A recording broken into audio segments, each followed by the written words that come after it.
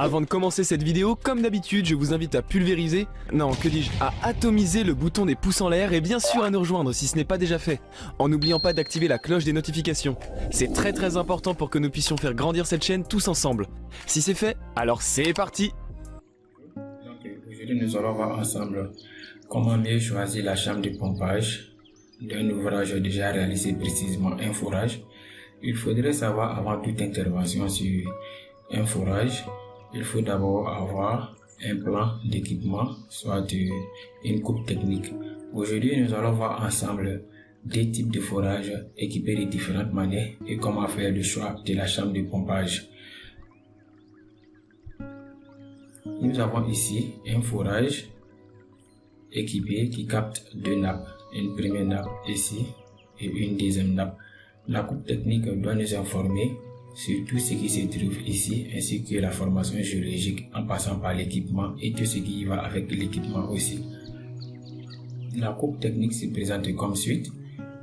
Et là nous avons les formations géologiques traversées, la formation à la rotarie, le diamètre ainsi que la profondeur, la formation au marteau fond du trou MFT, le diamètre ainsi que la profondeur totale de l'ouvrage qui est de 150 mètres. Ensuite, nous avons l'équipement proprement dit. Nous avons le hors-sol, la cimentation. Nous avons ici la hauteur. Nous avons le tout venant, le kilon, aussi la hauteur. Nous avons la hauteur des graviers ici aussi, qui est très important. Nous avons le PVC, les niveaux statiques. Là, nous avons les crépines, la disposition des crépines. Ici, nous avons la top crépine. Ensuite, l'observation. La partie observation est très importante aussi, y compris le niveau statique et la disposition des crépines. Pour faire le choix de la chambre de pompage, pourquoi faire un choix de la chambre de pompage? La chambre de pompage va permettre au forage de refouler l'eau par rapport à un demi sans pour autant vider l'ouvrage. C'est ça le rôle d'un pompage d'essai. Et c'est le pompage d'essai qui va nous permettre de faire un calage de la pompe. Le principe, que ce soit lors d'un pompage d'essai, que ce soit lors de l'installation d'une pompe, vous devez toujours avoir une coupe technique de votre ouvrage. Le forêt va vous donner ce plan avec l'observation qu'il a fait sur les venées d'eau qui sont là au niveau des deux nappes. Le premier critère de notre chambre de pompage sera de mettre la pompe à 1 mètre, ici à 1 mètre au-dessus de la première crépine. Pourquoi? Parce que les particules fines qui vont traverser le gravier et rentrer dans votre équipement auront le temps de décanter et la pompe va refouler de l'eau claire, soit de l'eau moins chargée de particules fines. Maintenant, il peut y arriver que nous soyons dans un cas très délicat. Il peut nous envoyer à faire le choix d'une chambre de pompage. Pour cela, nous allons prendre en compte les types de nappes que nous avons à faire ici. Je prends un exemple. Si nous avons un forage dont la venue est très lente mais le forage est positif, donc mettre la pompe à 1 mètre au-dessus de la top crépine, et il se peut trouver que nous n'allons pas avoir un bon pompage parce que mettre la pompe aussi à 1 mètre au-dessus de la première crépine va nous empêcher de noyer la top crépine, parce qu'il ne faut jamais faire un pompage et dénoyer la top crépine, soit que ce soit une autre crépine. La crépine ne doit jamais être dénoyée. Donc c'est par rapport à la position des crépines et par rapport à la position de la pompe que nous allons faire un pompage. Si nous sommes dans un cas délicat, nous pouvons faire un choix ici comme chambre de pompage, mais ce choix va se baser sur le type de nappe ou d'aquifère que nous avons à faire. Si nous avons une venue d'eau, je prends juste un exemple. Si nous avons une venue d'eau rapide ici, mais dont la formation est faite dans une formation géologique, je prends un autre exemple encore, le grain altéré, dont les grains se détachent facilement. Et si les grains sont des sables fins, nous voyons que si nous mettons notre pompe ici, la pompe va remonter des particules fines et l'eau sera chargée de particules fines. Cela peut être un dommage pour la pompe, soit pour la qualité de l'eau aussi. Donc pour cela, nous allons voir quelle est la profondeur de notre décanteur. Par rapport à la profondeur de notre décanteur, Et par rapport à la pompe, nous allons voir combien de temps l'eau va décanter avant que la pompe ne refoule l'eau. Ça, c'est un premier cas. Dans un deuxième cas, nous allons voir si la venue d'eau ici est très faible et que la venue d'eau ici est très importante et que ici nous sommes en formation, par exemple dans la dolérite, qui est une formation dure, c'est un exemple. Donc nous pouvons mettre notre pompe ici sans problème, mais à condition que la crépine, entre ces deux crépines,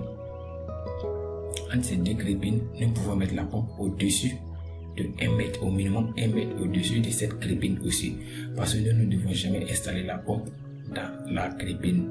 Ça, il ne faut jamais l'oublier. Donc le fourreur va nous donner ces observations et nous, par rapport aussi au coupes géologiques, si nous ne pouvons pas mettre la pompe ici, nous allons nous servir de son observation et de la coupe géologique pour mieux caler notre pompe à ce niveau-là ici aussi. Donc nous allons voir un deuxième cas, un forage qui est équipé d'une autre manière et comment faire le choix de la chambre de pompage. Ce forage se présente comme suit. Nous avons ici un forage qui capte une seule nappe. Nous avons donc cette crépine sera considérée comme la top crépine. Ensuite, la coupe technique se présente comme suit. Comme nous l'avons vu auparavant, nous avons toutes les informations qui vont ensemble. Nous avons la niveau statique. Donc pour ce forage, nous allons prendre ici 1 mètre au minimum au-dessus de cette crépine pour installer notre pompe. Mais le forage te fera de telle sorte à ne pas dénoyer la pompe, qui n'est pas bon du tout pour la pompe, et à ne pas dénoyer aussi la crépine. Parce que sur la pompe, au-dessus de la crépine, il est impossible de faire un pompage pour dénoyer la crépine. Même si nous mettons la pompe en dessous de cette crépine pour faire un pompage, nous ne devons pas dénoyer la crépine, parce que nous pouvons mettre la pompe ici pour faire un pompage et nous limiter à 1 mètre au-dessus de cette crépine et essayer de voir le calage de la pompe, ce qui est très important. Mais certaines personnes aussi confondent un peu la chambre de pompage et le soufflage d'un forage dans le cas d'une réhabilitation.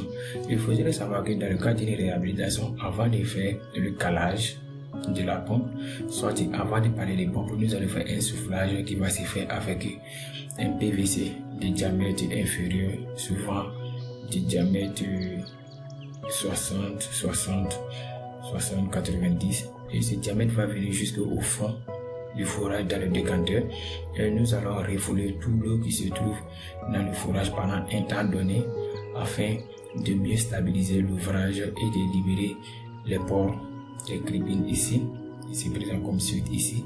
Ensuite refouler aussi toutes les particules fines qui sont décantées dans notre ouvrage. Il faudrait savoir qu'un forage, l'équipement d'un forage est très complexe. Une fois que vous ratez l'équipement de votre forage, vous ratez votre ouvrage, même si l'ouvrage est bien réalisé, mais vous ratez l'équipement, vous ratez votre ouvrage.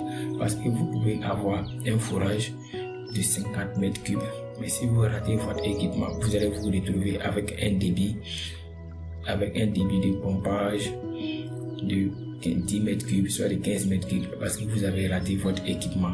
Normalement, le débit de l'airlift doit être toujours inférieur au débit de pompage.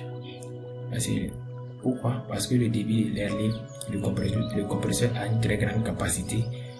Donc, voilà pourquoi pour faire un pompage, un essai de pompage, il faut tenir compte du débit de airlift.